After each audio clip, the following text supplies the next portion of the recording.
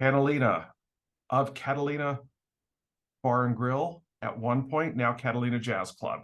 And because Yes. I'm an LA native, I have been to both the original location and the location you've had for quite some time now on Sunset Boulevard.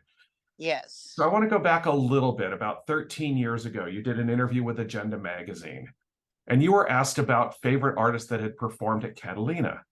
And part of your answer was, there is really something to learn about somebody that is going through life in different places and different social environments.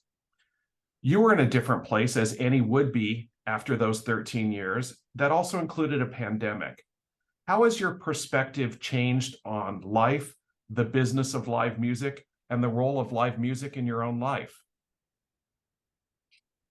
Well, this period has been very difficult, and we tried as much as possible to keep music alive even in that period. I still feel there is nothing like live music. Everybody tried with all kinds of things to do virtual, to do this. Yes, was fine for the moment, but it's nothing like live music. When we came back and we presented again live music, everybody around and everybody that came to see the shows, they felt like they were born again. Did you feel born again in that moment too? Absolutely. Absolutely. And believe me, it was not easy because when we got back, everything in the place was broken from not being used, including air conditioning, freezers, refrigerators, everything. So as we were fighting with all of that, we had the music going on. And believe me, that made a big difference. Right. Now, for those who don't know, Catalina Bar and Grill began in 1986. How have you seen the jazz scene change in Los Angeles since then?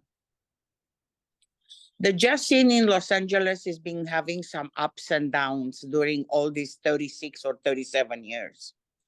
I have had times when the jazz was very hot and cool, and I have had times when the jazz was put to the back burner, like nobody was interested.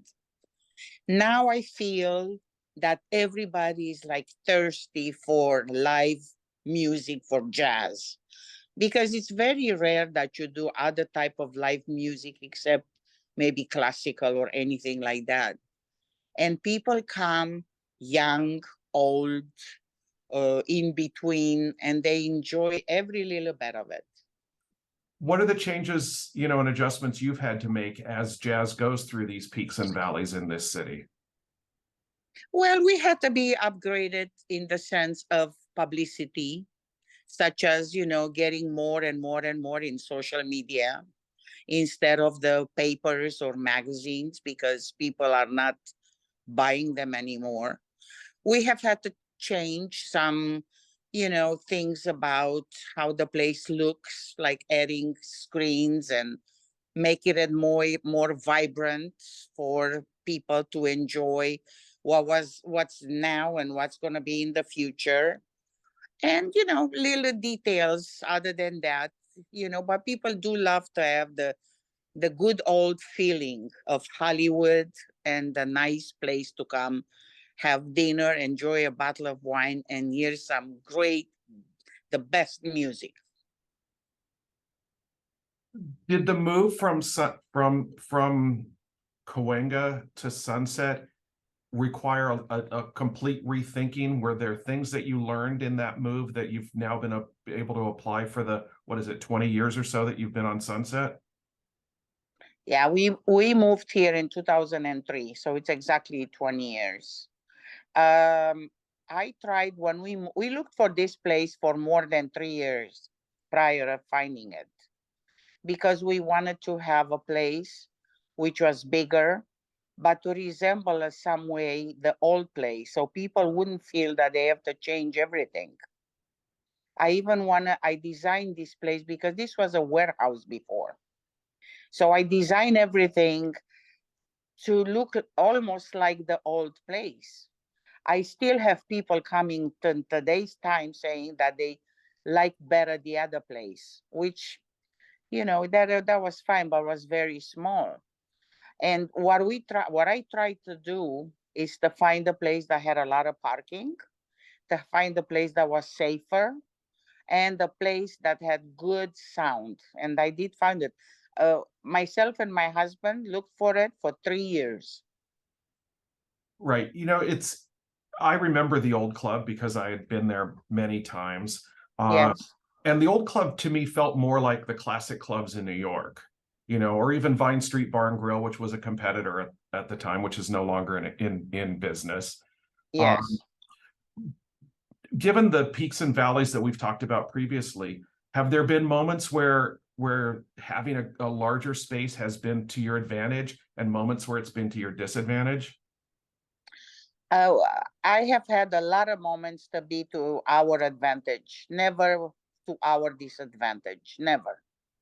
Because the place, it's much better built. It's the better sound. And like I said, much safer, especially in today's time.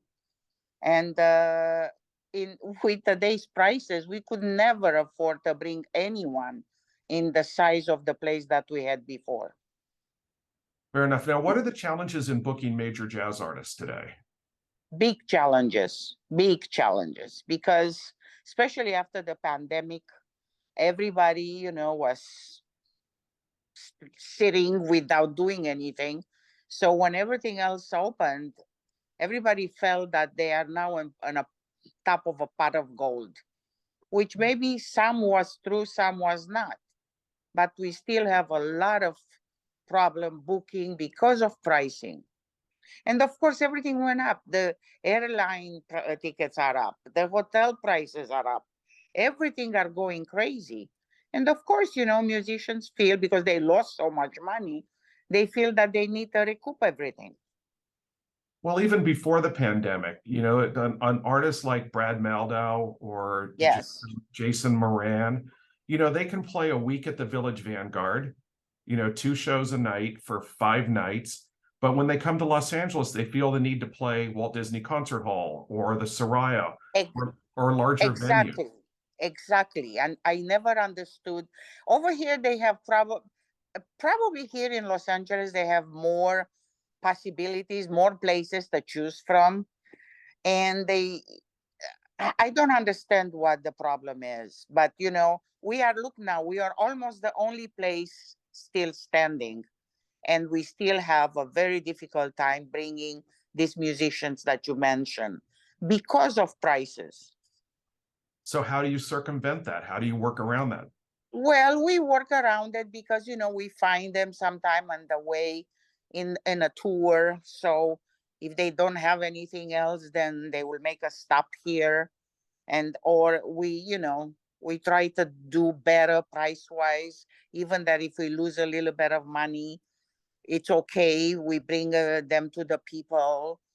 I mean, I have to make a lot of thinking, to have a lot of thinking and a lot of calculation in everything that I do. Yeah, no doubt. It probably doesn't help that a lot of the jazz artists are based on the East Coast Exactly. that have the marquee value you're probably looking for. Exactly. In the East Coast or even in the middle of America, because, living in Los Angeles is very hard, very expensive, and they don't have a lot of work like they have in New York. Right. Now, I've spoken to several jazz artists who say that they would love to find a smaller venue in Los Angeles, but they suggest that a venue like yours requires that they rent out the facility rather than being paid as artists. Is that true? No, that's not true. None of it is true. How would they get that impression? I don't know. That's never true to do that. Never. The way we work, we hire them sometimes just to have, if somebody is totally unknown, we charge them not charge, but we ask them for a deposit. And that is only to get them involved. The moment we got the people in and we got the show on, they get the deposit back. So no, that's not true. Good, good. Now, you also function as a cabaret space. I've seen multiple cabaret performances as well, and this city certainly doesn't have a cabaret Yes. a cabaret scene of high quality that you offer. How important is that is being able to have not just jazz, but to widen out the kind of music that you offer? Well, it's very important because that attracts a different type of customers, audience. And my opinion was always that we have to attract everybody.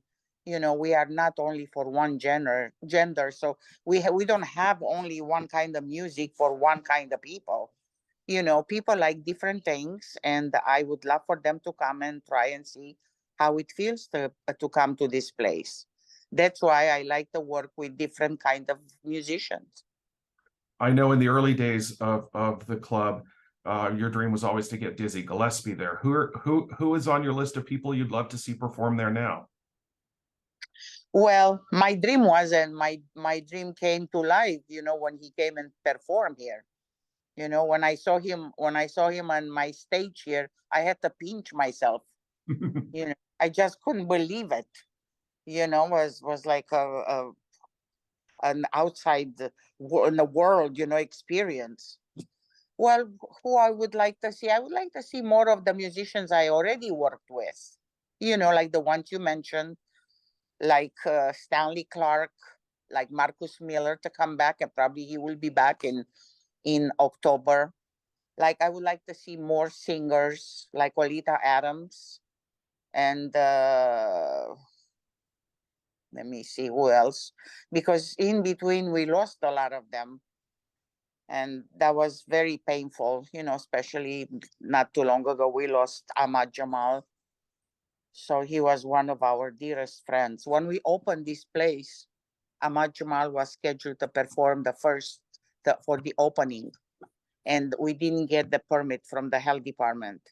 So myself, my husband, and Ahmad Jamal, we were here in the audience looking at the beautiful piano on the stage, not being able to have a show.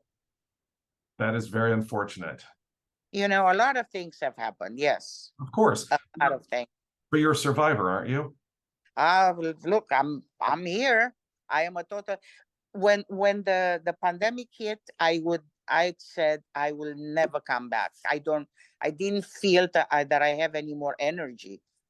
But then when people start helping us and being with us and giving us a lot of hope, and I felt different, and here we are. It's going to be 2 years since we reopen again. Right. Now, the definition of what jazz is seems more malleable today than at any other time. I mean, if you look at the way Robert Glasper has programmed the Blue Note Jazz Festival in Sonoma, it seems that it's filled more with R&B and hip hop artists than it is artists that you traditionally associate with jazz. Is this a trend that you see continuing, and is that something that you're going to have to follow as well? I see it happening. I don't know if I will follow that trend. I don't know, and I don't think so. And I don't think so. Is that your I would ask if that's your groomer, but I recognize him as somebody as part of your staff that works there. Oh yeah, it's my staff. Everybody comes, and you know, I am the one to be here for them all the time. Right.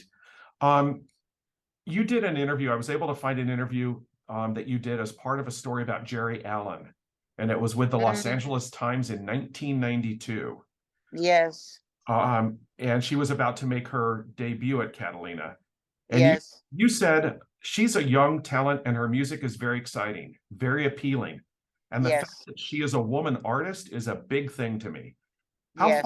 How far has the jazz world come since 1992 in terms of advancing and supporting and recording women in jazz? I don't think it has advanced a lot in regards to that. She was a wonderful woman, wonderful performer, and she was a wonderful mother. She was a great person. And I have worked with a couple of other ladies, beautiful, but not too much. The jazz, the women in jazz, you know, I am not sure they are at the place that they should be. What do you think it will take for them to get to a more elevated level? I don't know. I really don't know. Maybe the society changed a little bit, maybe appreciating them more. And because I know they work a lot, and I know they put all they have in their music, but it's still very difficult as a woman Well, and a woman in business. Like I'm here, I am by myself now. I don't have my husband with me since 15 years ago. So it's not easy. and you're also an exception to the rule. It's not just a woman in business. There aren't many women who own and run jazz clubs, are there? I don't think so anymore. There was the lady in New York. What's the play? But I don't think she's with us anymore. The Village Vanguard. Right. She was running the club after her husband passed away. So what would you like to see happen with Catalina Bar and Grill when you're no longer able to be a part of it on a daily basis? I I don't know. Here, uh everything, it's if I feel a lot of times that if I'm not here, if it's not me here, nothing will happen anymore, because you have to put all your heart and all your life into something that you love very much, and you have to sleep, to dream about it, to sleep on it, to eat with it, to do everything. So I don't really know what will be. I really wouldn't. I don't know. But for right now, I am planning to work and to have this place perfect going until we finish our lease, and then we'll see. When is that? That's going to be in 8 years from now. Great. Well, there will be a lot of great music between now and then. Exactly. And something else will come, and will be a star coming somewhere, and it's going to light up my mind and my life. Well, let me finish by taking you back in time to Yes. to that Easter weekend in 1987 when your dream came true and Dizzy Gillespie was on the stage at Catalina Bar and Grill. Yeah. And anybody who was anyone was in the audience for that, according to the reports that I read. Yes. Yes. So Yes. if you could think back to who you were back in 1987 and look at where you are now, what would you have to say to the young version of yourself about everything that you've accomplished and everything you've endured and where you are today? A lot of times people ask me if I would have to do it again, how would I do? What do I change? And my answer is I will never do it again, because it was very hard. And it was that weekend and the Easter, it was like the most exceptional and the hardest weekend of my life, because I was going in it without knowing a lot, you know, and we had the best probably musician in the world, the most well known.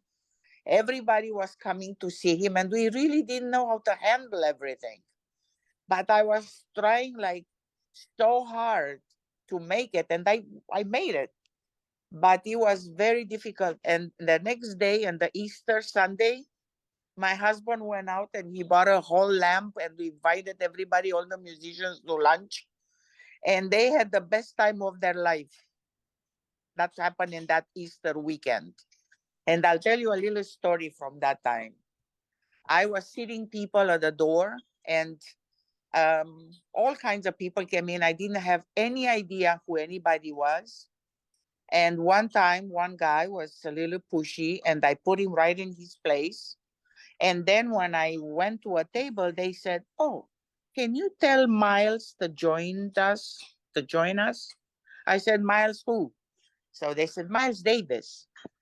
The one that I was pushing and I was really strong with, that was Miles Davis. And I said to myself, "Oh my God, what did I do?" Because I felt very bad. But looking back at the girl that was, I mean, a girl, I was not a girl, but I was much younger. I would say, I mean, I grew in with this place. I turned into a very strong woman. Nothing bothers me anymore. I love all these people I work with. And if you don't love music, don't get in it. That's all I can say. You still love music today? I love music to the core of my heart.